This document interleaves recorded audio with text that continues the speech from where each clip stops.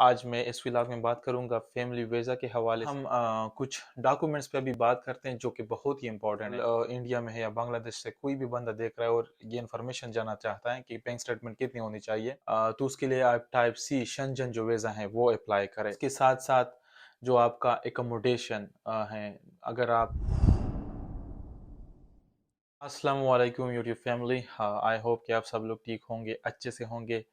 तो गाइस, आज वीकेंड था, मैंने सोचा कि अगेन एक इंफॉर्मेटिव व्लॉग किया जाए आज। तो आज मैं इस व्लॉग में बात करूंगा फैमिली वीज़ा के हवाले से कि आप लोग किस तरह अपने पेरेंट्स को इनवाइट कर सकते हैं। अगर कोई चाहता है कि अपनी वाइफ या हस्बैंड को इनवाइट करे तो वो किस तरह करेगा। और आप लोगों को पता है कि मेरे पेरेंट्स यहाँ पे आए हुए हैं पोलैंड में, मैंने उनको इनवाइट किया है 30 दिनों के लिए। मैं खुद इस प्रोसेस से गुजरा हूँ, तो मैं सोच रहा था कि आप लोगों के साथ ये इन्फॉर्मेशन शेयर कर दूँ, मे बी किसी के लिए ये इन्फॉर्मेशन बेनिफिशियल साबित हो। और उस हवाले से हम उन डॉक्यूमेंट्स पे भी बात करेंगे कि कौन से डॉक्यूमेंट्स रिक्वायर्ड होते हैं और क्या क्या प्रोसेस करना पड़ता है। तो उस हवाले से पूरी डिटेल मैं इस वीडियो में दूंगा। तो आप लोगों से रिक्वेस्ट है कि वीडियो को पूरा देखें ताकि आपको पूरी इन्फॉर्मेशन मिले। वीडियो को स्टार्ट करने से पहले एज यूजुअल आप लोगों से रिक्वेस्ट है कि चैनल को भी सब्सक्राइब कर दें अगर आप लोगों ने अभी तक नहीं किया, और साथ में वीडियो को शेयर भी कर दें ताकि ज़्यादा से ज़्यादा लोगों को ये इन्फॉर्मेशन मिले। उम्मीद है आप लोगों ने अभी तक कर दिया होगा। तो चलो स्टार्ट करते हैं बात वीज़ा के हवाले से। फैमिली वीज़ा और फैमिली रियूनियन या फिर अपने जो स्पाउस, जिस तरह भी आप इसको नाम दें, तो आप किस तरह ले सकते हैं। तो चलो स्टार्ट करते हैं आज के व्लॉग। तो गाइस, सबसे पहले हम बात करते हैं कुछ इम्पॉर्टेंट इन्फॉर्मेशन जो मुझे जो मैंने जो प्रोसेस किया था उसमें मुझे पता चली है। फर्स्ट टाइम जब मैं अप्लाई कर रहा था तो मेरे साथ एक वीज़ा था 1 साल का, पोलैंड का। तो कुछ दोस्तों ने मुझे कहा था कि उसके ज़रिए आप पेरेंट्स को इनवाइट नहीं कर सकते, टीआरसी की ज़रूरत होगी आपको। उस वक्त मेरे साथ टीआरसी नहीं थी जब मैंने पेरेंट को इनवाइट किया था। तो ये आप लोगों को अगर इन्फॉर्मेशन नहीं है कि आप लोग टीआरसी के बगैर पेरेंट को इनवाइट कर सकते या नहीं कर सकते, तो मैं इस प्रोसेस से खुद गुजरा हूँ। तो मैं कहूँगा कि आप बिल्कुल अपने पेरेंट को इनवाइट कर सकते हैं अगर आपके साथ वैलिड वीज़ा है और जो जिस ड्यूरेशन में आप इनवाइट करना चाह रहे हो उसमें आपका वीज़ा वैलिड है। तो ये बहुत ही इम्पोर्टेंट क्वेश्चन है और कुछ लोगों ने भी मुझसे पूछा था, और मैंने कहा कि ये आप लोगों के साथ शेयर कर दूं। अगर किसी को नहीं पता तो वो वीज़ा वीज़ा अगर उसके साथ है तो पेरेंट्स को या फिर फैमिली मेम्बर को इनवाइट कर सकता है। उसके बाद हम कुछ डॉक्यूमेंट्स पे अभी बात करते हैं जो कि बहुत ही इम्पोर्टेंट है। उसके बाद फिर लास्ट में हम जो सारे डॉक्यूमेंट्स हैं उस पर बात करेंगे।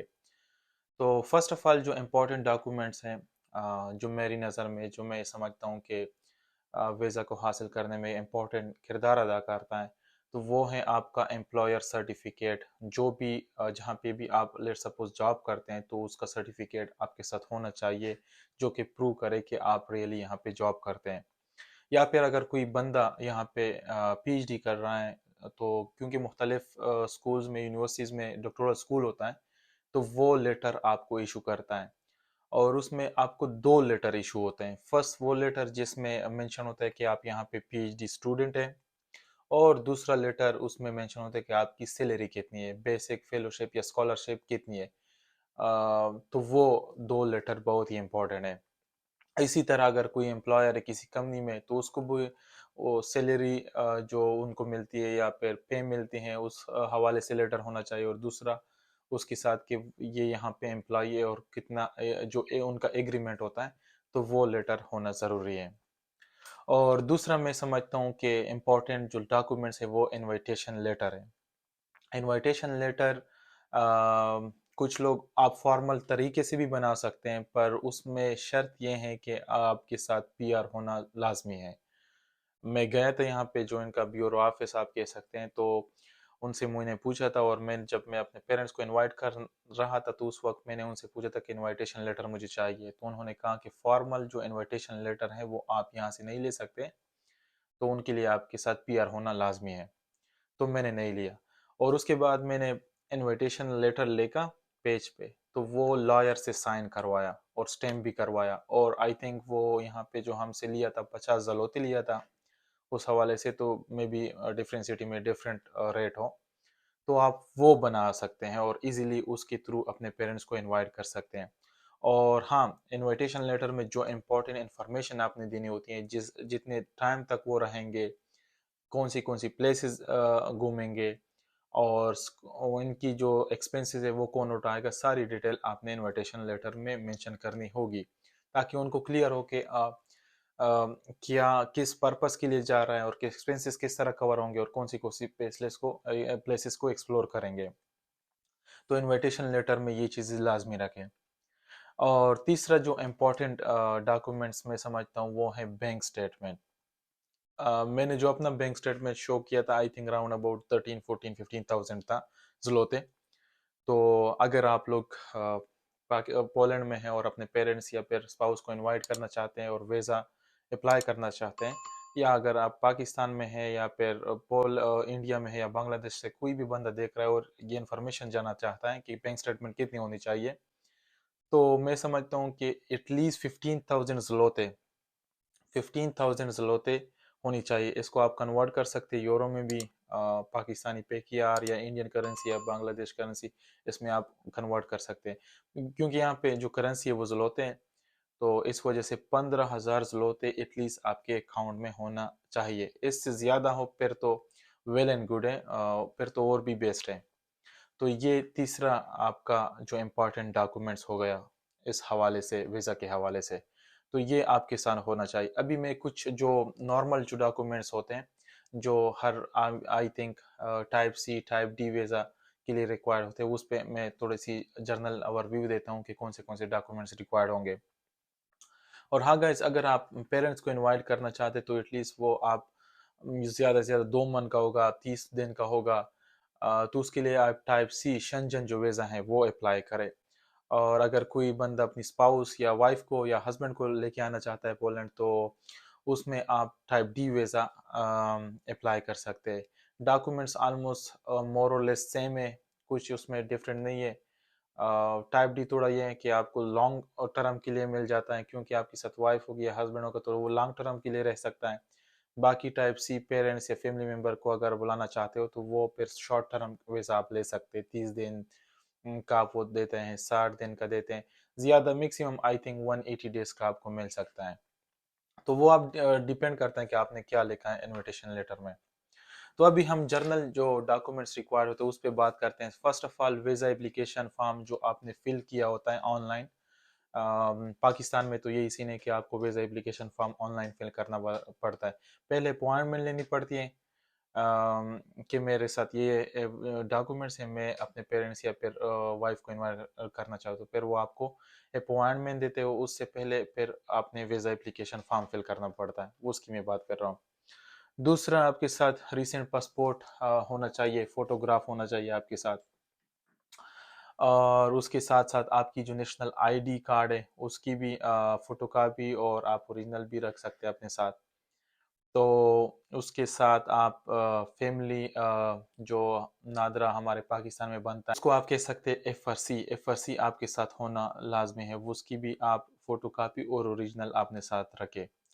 और उसके साथ साथ जो आपके जो डॉक्यूमेंट्स एम्प्लॉयर हैं, या फिर जिस तरह मैंने डॉक्टर स्कूल की बात की कि आपके साथ जो लेटर हो वो स्टैम्प होना चाहिए, वो ओरिजिनल फॉर्म में आप लेके जाए अपने साथ। और उसके साथ जो जो सपोर्टिंग डॉक्यूमेंट, जिस तरह मैंने कहा कि इनविटेशन लेटर बहुत इंपॉर्टेंट है, वो भी आप अपने साथ लेके जाएंगे, उसकी कॉपी और उसकी ये डिटेल अपने साथ लेके जाएंगे। और उसके साथ बैंक स्टेटमेंट, जिस तरह मैंने कहा कि बैंक स्टेटमेंट भी आपके साथ होने चाहिए, तो बैंक स्टेटमेंट में मिनिमम 3 मंथ का बैंक स्टेटमेंट रखे। उसमें एक लेटर, अगर आप पोलैंड में हैं, जिस तरह मैं इधर हूँ स्वतंत्र बैंक से, मैंने एक बैंक स्टेटमेंट बनाया था जिसमें मेंशन हुआ था कि करंटली मेरे अकाउंट में कितने पैसे हैं। और दूसरा, मैंने जो हिस्ट्री थी ट्रांजैक्शन वाली 3 मंथ की, वो मैंने डाली थी। तो आप ये दोनों रख सकते हैं उस हवाले से, अगर आप वीज़ा प्रोसेस करना चाहते हैं। तो उसके दूसरा ये कि आपके साथ बुकिंग हो दोनों तरफ से। लेट सपोज अगर आप अपने पेरेंट्स को इनवाइट कर रहे हैं तो दोनों तरफ की बुकिंग हो फ्लाइट की। और उसके साथ साथ जो आपका एकोमोडेशन है, अगर आप का अपना अपार्टमेंट है फिर तो आई थिंक ठीक है, अगर आपने अपना अपार्टमेंट लिया है। और दूसरा, अगर आप के साथ स्कूल या किसी डॉक्टरल स्कूल में एनरोल है और आप डॉम में रहते हैं, तो वहाँ से आप, अगर आप वाइफ को लेके आना चाहते हैं तो उनसे कहें कि वो लेटर उनके वाइफ के नाम से बनाए, ताकि वीज़ा में वो यूज़ कर सके। और दूसरा ये कि अगर ये भी कर सकते हैं जिस तरह मैंने किया था, कि आप बुकिंग डॉट कॉम पे बुकिंग करवा सकते हैं 1 मंथ के लिए। और उसमें ये है कि आप विदाउट पेमेंट भी कर सकते हैं, जिस तरह मैंने किया था। बाद में मैंने चेंज भी किया था, कैंसिल कर दिया था। तो उसमें आप ये करें कि बुकिंग कर दें 1 मंथ की विदाउट पेमेंट, और उनका वो कुछ डेट होता है कि उस डेट से पहले आपने पेमेंट करनी होती है। तो उस डेट के आने से पहले पहले आप कैंसिल कर दें। और मेरे जो पेरेंट्स आए थे, तो बाद में मैंने यहाँ पे डोम में नीचे जो रूम होते हैं प्रोफेसर के लिए, तो वो मैंने बुक करवाया था उनके लिए। तो आप लोग भी इस तरह कर सकते हैं वीज़ा प्रोसेस के हवाले से। उनमें ये होगा कि उनको ये डाउट ख़त्म हो जाएगा कि ये कहाँ पे रहेंगे और किस तरह किधर जाएंगे। तो ये सारी चीज़ें ये लोग देखते हैं कि आया बंदे को सब कुछ क्लियर है या नहीं क्लियर। बस ज़्यादा डॉक्यूमेंट है उस हवाले से, अगर आपकी आईडी है जो भी वो है पासपोर्ट, वो तो लाजमी आपने रखना होगा। और मेडिकल इंश्योरेंस भी आपके साथ होना चाहिए। मुख्तलिफ़ किस्म के एजेंट्स होते हैं, वो इंश्योरेंस बनाते हैं, तो वो भी आप लोग बनवा लें। और वो भी ज़्यादा इम्पोर्टेंट है। बाकी ये जो कुछ डॉक्यूमेंट्स है उस पे मैंने बात की, बाकी मैं लिंक शेयर कर दूंगा, उस हवाले से आप उस पे जाके देख सकते हैं कि क्या क्या एग्जैक्ट डॉक्यूमेंट्स हैं। मैं तो कहता हूँ कि कवर लेटर बनाएं जब भी आप लोग लाइक वीज़ा के लिए अप्लाई करना चाहते, तो 1 2 3 4 इस तरह की कवर लेटर बनाएं, ताकि आपको याद हो कि फर्स्ट पे कौन सा डॉक्यूमेंट है, सेकंड पे कौन सा डॉक्यूमेंट, थर्ड पे कौन सा डॉक्यूमेंट है। तो इस तरह का एक कवर लेटर आप लोग बना लें और उनको दे दें, और उनको भी देखने में आसानी होगी, और आपके लिए आपसे भी कोई डॉक्यूमेंट्स मिस नहीं होगा। तो ये उस हवाले से वीज़ा के आप लोग किस तरह डॉक्यूमेंट्स आप तैयार कर सकते हैं। नॉर्मली जो प्रोसीजर होता है कि जिस तरह हमारे पाकिस्तान में हर कंट्री लाइक बांग्लादेश, इंडिया, इसमें भी ऐसा ही होगा कि आप लोग फर्स्ट ईमेल करते हैं, हम ईमेल करते हैं उनको एम्बेसी के वेबसाइट पर, जो ईमेल मेल वेबसाइट पे दिया गया होता है। तो हम फर्स्ट ईमेल करते हैं और अपॉइंटमेंट के लिए, तो उसके बाद फिर वो आपको दे दे कि आप एप्लीकेशन फॉर्म फिल कर लें। फिर उसके बाद जब आप एप्लीकेशन फॉर्म फिल करें, तो वो अटैच करके उनको दोबारा सेंड करते हैं उस ईमेल पे। तो उसके बाद फिर वो आपको डेट देते हैं कि इस डेट पे आ जाए और अपने डॉक्यूमेंट्स जमा करवाएं। और उसके बाद फिर आपसे वो पासपोर्ट और डॉक्यूमेंट्स ले लेते हैं। अगर उनका कोई डाउट है, कोई क्वेश्चन है इस हवाले से, तो वो आपसे कुछ क्वेश्चन भी कर सकते हैं।